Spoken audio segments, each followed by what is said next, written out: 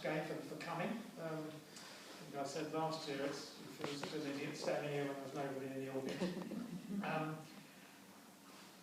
Please join me as well in thanking my guests.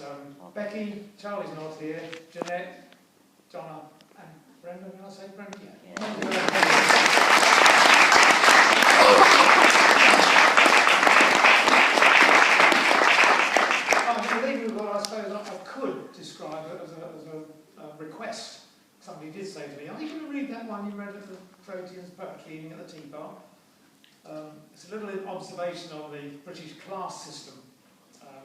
When I was young, there was a very rigid class structure. You had your upper class, your middle class, and your working class, and everybody knew their place.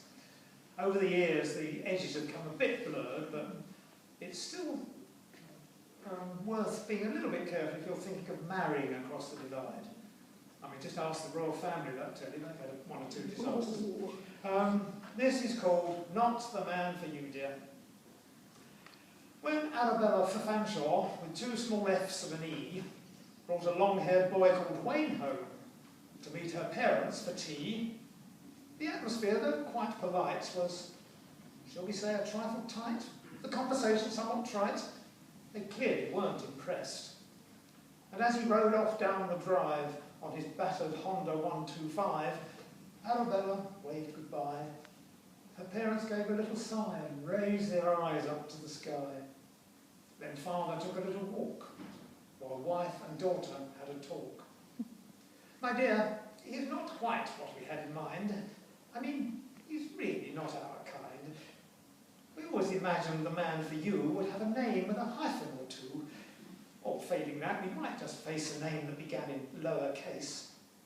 And in a dire emergency, like accidental pregnancy, we'd even take Smythe with an E and a Y. But you can't go through life, Mrs. Smith, with an I. My dear, he's not for you. And I never realised that Wayne was actually a proper name. Oh dear, Papa could never cope with a son-in-law from an Aussie soap.